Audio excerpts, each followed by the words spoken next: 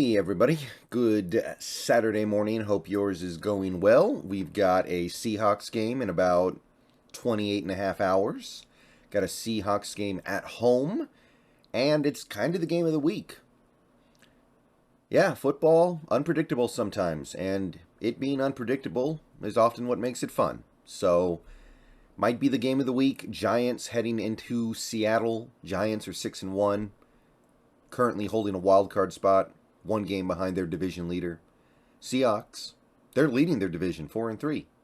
So if the season ended today, both these teams would make the playoffs. And this was certainly a matchup of two teams that most people thought was going to be at the bottom of the league this year. I will say, I didn't think Seattle was going to be at the bottom of the league, but the Giants, yeah, I thought they were taking a year off, as they say. I thought they would be bad, really bad, and I thought it would be kind of a planned demolition, a kind of set up implosion rather than a haphazard explosion. But instead, it's actually been pretty good. So, let's talk about this game here. But I'm gonna ask right off the bat here: Do you guys think I'm walking into a trap here? Because I gotta tell you, I feel good about this one. I know the Giants are a pretty good team. I know they have a really good record. I know Seattle's is still not a perfect team or anything. I know they're not always going to play as well as they played in the last two games, of course. I know these things, but I cannot help myself but feel good about this matchup. I'm looking at this Giants team that's only lost one game and we're in week 8. I'm looking at this top flight elite defense. I'm looking at the things that have made the Giants good and have allowed them to win games this year. And I'm just not afraid of it. I look at the Seahawks team and the way they're playing right now. I look at the improving pass rush. I look at the secondary that's playing really well together. I look at this offensive line in general. I look at the running game blossoming with behind Cain in this most recent game. Most recent couple games, actually. But I look at it all, and I feel good. I feel like the matchups are in our favor. I feel like the Giants are not as good as their record indicates. And I feel like we're going to find a way to win. So I'll get that out of the way right now. I might be walking into something, but I'm going to keep walking anyway. Because I'm looking at this matchup. And I just see some things that we can do. And partially it's because of the injuries, but it goes even beyond that. So we've got this Giants offense. Let's start with the Giants offense against our defense. Yeah, it's an okay offense. I think it's 18th right now in points per game. It's slightly below average. And you can see why they're not good yet. They've got very little going on in the passing game. They're finding ways to make do. Daniel Jones is having an okay season. I've always liked Daniel Jones, by the way. I always hoped that he would be good in the NFL. He's doing a decent impression of one so far this year, at least, so hopefully it holds. I'll just say that. I like Daniel Jones. But they just don't have anything going on in that crew of pass catchers, and my favorite Giants pass catcher was probably Bellinger. I actually liked Bellinger quite a bit. I thought he was going to be a really interesting player coming out of college, and I'm liking what I see from him so far in the NFL. But yeah, he's out. So you're out Kenny Golladay. We already know that he's out. Of course, you're out Kadarius Toney. Now, those guys haven't really played at all this year, so it doesn't matter. But you get down to not even the nub. You get down to something beneath the nub very quickly with this receiver core. You've got Wan'Dale Robinson, who's good, but he's a rookie. He's not one of the superstar receiver rookies. He's not Olave. He's not, excuse me. He's not,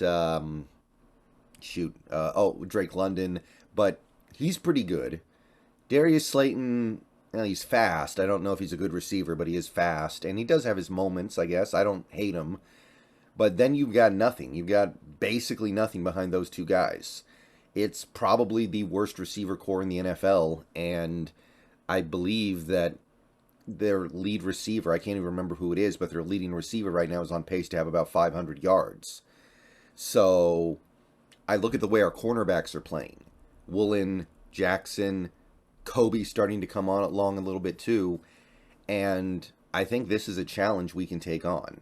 I think Tariq is ready to eat up his side. I think that the way Jackson's playing, the way his coverage numbers are just looking so good, it seems to me that he's going to be fine. I know Kobe's giving some stuff up, but he's making plays too, and he's getting better. So right away, I look at this matchup of defensive backs against their receivers, and I just go, this is all us.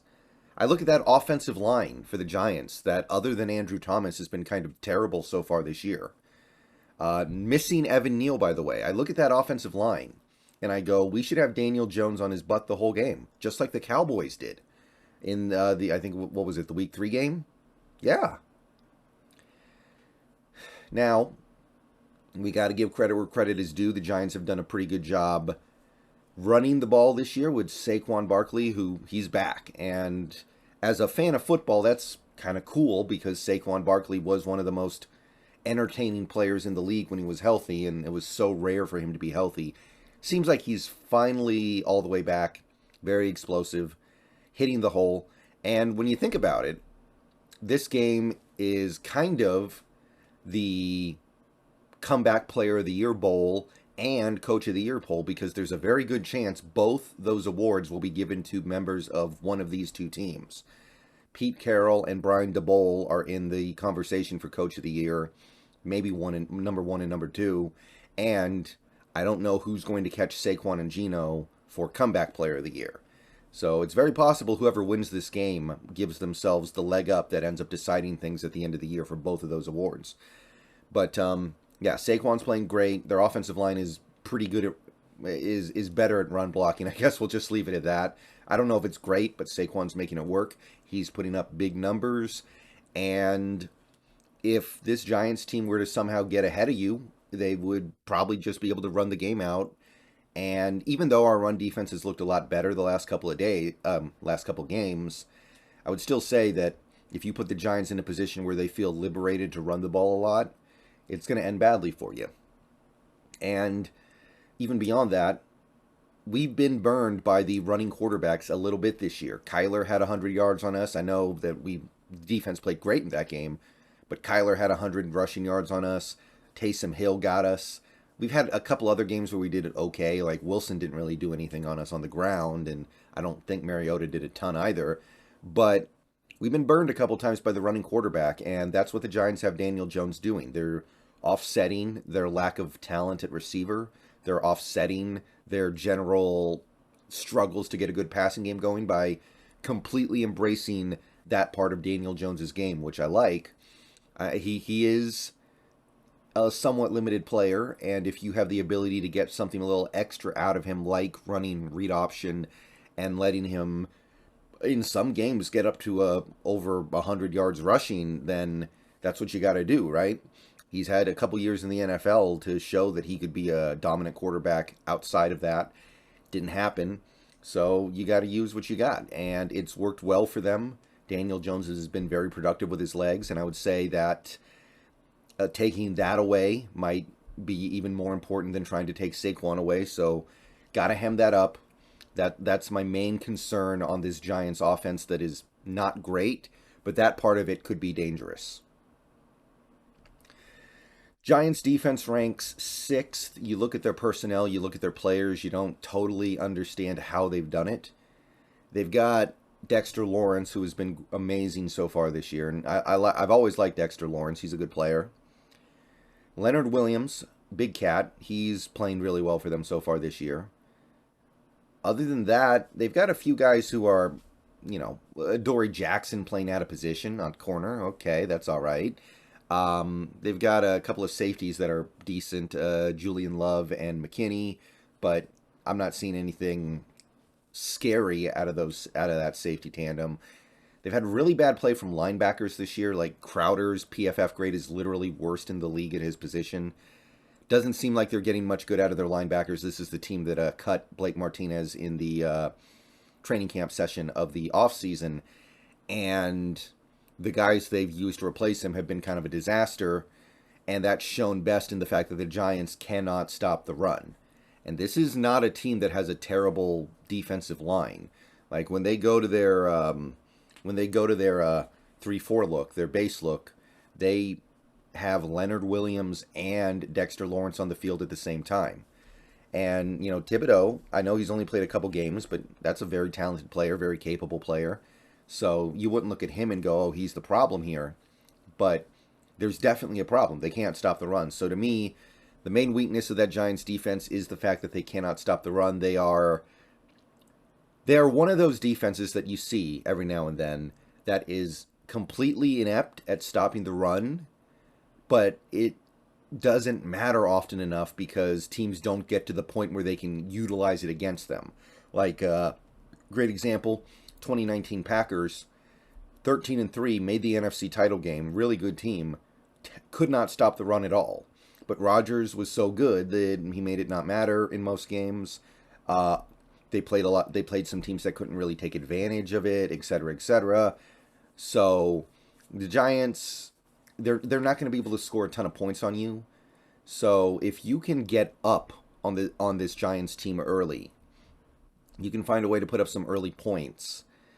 That could be a death knell for them because then they're going to be motivated to not run the ball on their side, which is what they do well, and they're going to be forced to face the Seahawks run game, just trying to basically get the game over with, and against that run defense, we should eat. So right away, I'll say it, this is a great opportunity for the running game with Travis Homer back to take over the game, and if we do well in the first quarter and a half, the opportunity is going to be there. So that's the way I see this game going.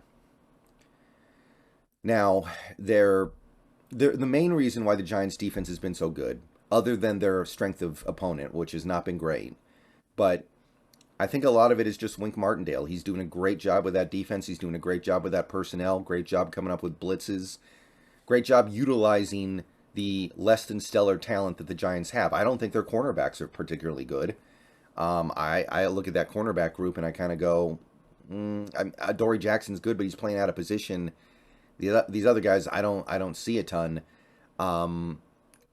You've got a decent safety tandem. You've got really bad linebackers. You've got okay edge rushers with Thibodeau and Zimenez, but you've also had kind of some injuries there. Like Darian Beavers was probably expected to be an edge rusher for you this year, maybe, or a linebacker of some kind, and he's out. But I think Wink's doing a phenomenal job with those guys. I don't think those guys are all that. I think he's making something out of not a whole lot. So right away, the big concern you have in this game is the exotic blitz packages this Giants team can throw at you. And my hope is that Geno, who has been really good pre-snap so far this year, is able to keep that up. To me, that's where this game gets kind of decided. What does Geno Smith, who has been good pre-snap so far this year, do against a very difficult to diagnose pre-snap defense? That battle, to me, is probably the most interesting thing in this game. And while this Giants defense has weaknesses, our ability to take advantage of them is going to be limited if we're missing our receivers. We all know that Metcalf, he did a little bit of practicing on Friday, but I doubt he plays. I don't see it.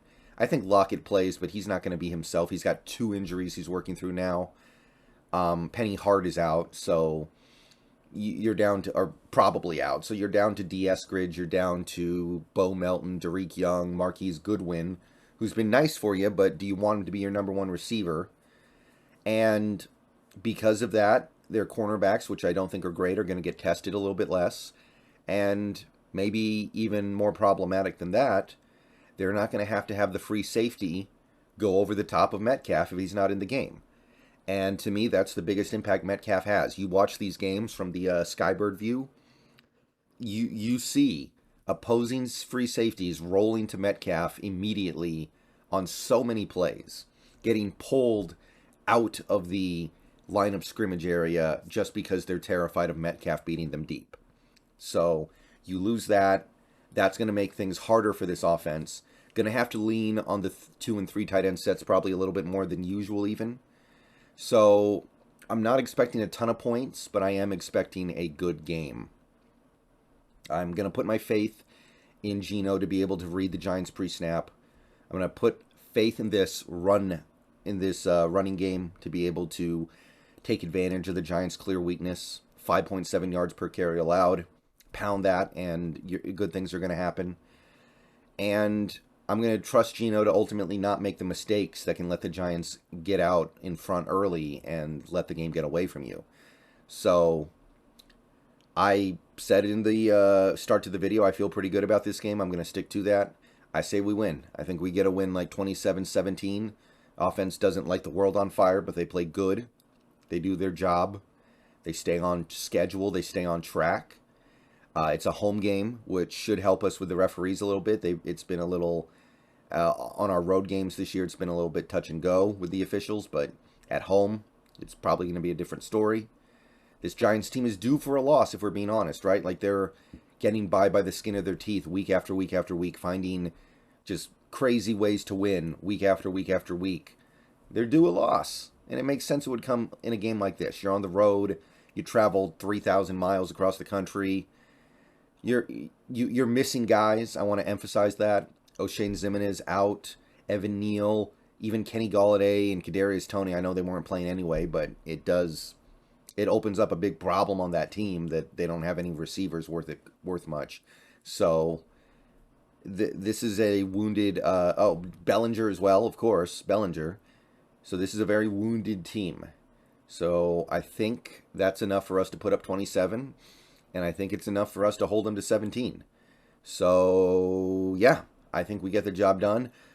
Real quick note here, I will not be streaming this game. I'm going to have company over, so can't be streaming. But this one feels good, man. This one feels... I probably feel better about winning this game than I have any game this year, which probably sounds... I mean, at the end of the day, you are what your record says you are, but... sometimes there's a story to tell beyond just that record. And I think that's what's going on with this Giants. And I don't think that's a controversial take. And even independent of that, I like the matchup. I think we match up well with this Giants team. I think that our run defense has been at least somewhat repaired by not using the three-man fronts. And I think we can do what the Giants do better than they do and get this win. All right, so a lot of college football today. I'll let you guys get to it. See you guys later. Probably going to stream through most of the day. Go Hawks. And, yeah, be happy, guys. If we win this game, they're going to be taking us seriously. If we win this game, it's time to start wondering.